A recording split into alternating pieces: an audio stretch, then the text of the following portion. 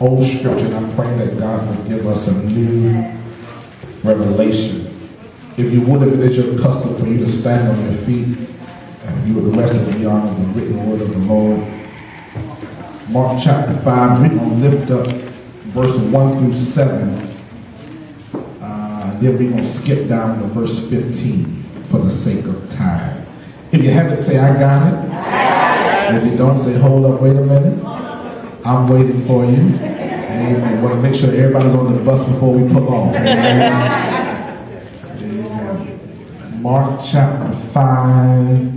Whether you're using your iPad, your iPhone, your tablet, or you still got the Bible that turn pages, it's still the truth. Amen. I'm reading from the New Revised Standard Version, so my words may read slightly different than yours, but the word is still the word. Amen. Mark chapter 5, here you'll find these words. Then they came to the other side of the sea, of the country of the Gerasenes. And when he had stepped out of the boat, immediately a man came out of the tombs with an unclean spirit and met him. He lived among the tombs, and no one could restrain him anymore, even with a chain. For he had often been restrained with shackles and chains, but the chains were wrenched apart, and the shackles he broke in pieces, and no one had the strength to subdue him. Night and day among the tombs and on the mountains, he was always howling and cutting himself with stones. When he saw Jesus from a distance, he ran and bowed down and worshiped him. Verse 15 says, they came to Jesus and saw the demoniac sitting there, clothed and in his right mind, the very man who had had the legion, and the people were afraid. I want to preach tonight from the subject, I got my mind back. I got my mind back. I got my mind back. There are times in life where troubles happen. Don't care how many scriptures you know, what committees you serve on, trouble will come and find you. You don't have to go looking for it. You don't have to invite it in. It just shows up unannounced. As a matter of fact, trouble not only shows up, but it will ring your doorbell. It does not wait for you to open the door. It will come in, sit down at your table, get in your bed, get all up in your feels, and wreak havoc in your life. The problem, though, when trouble comes is most of us, when things go well in our lives, we forget what it's like when trouble has come.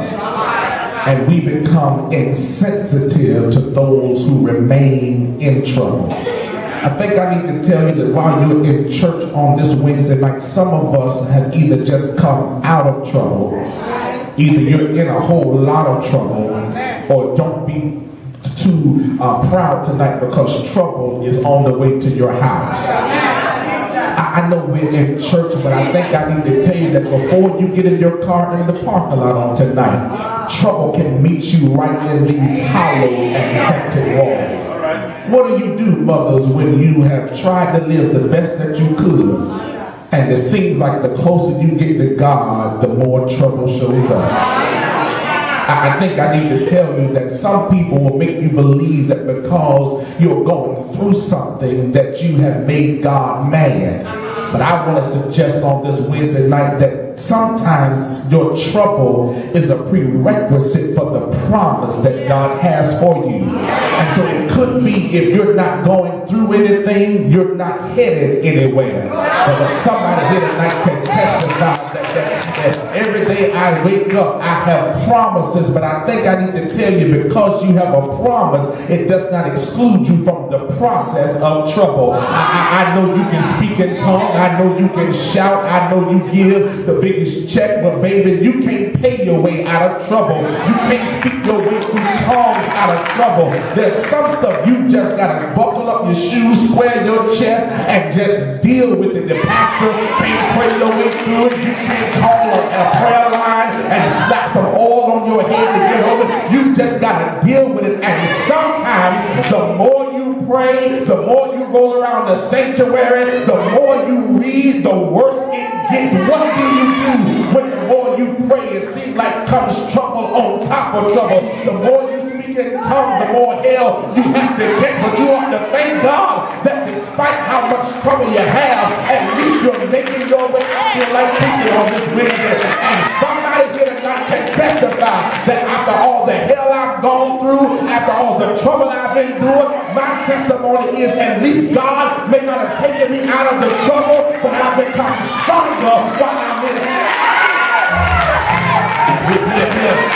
Here in this text, you got to be careful, because don't look at your neighbor, because your neighbor wants you to think they got it all together. Your neighbor wants you to think that they got everything going on. But somebody here tonight can testify, preacher, I've learned how to shout while I'm carrying some stuff. I've learned how to pray when I don't know what to pray for. And even when I don't know what to do, I just give it over to the Lord, because I've discovered I'd rather be in trouble with the Lord than have an easy day without Him.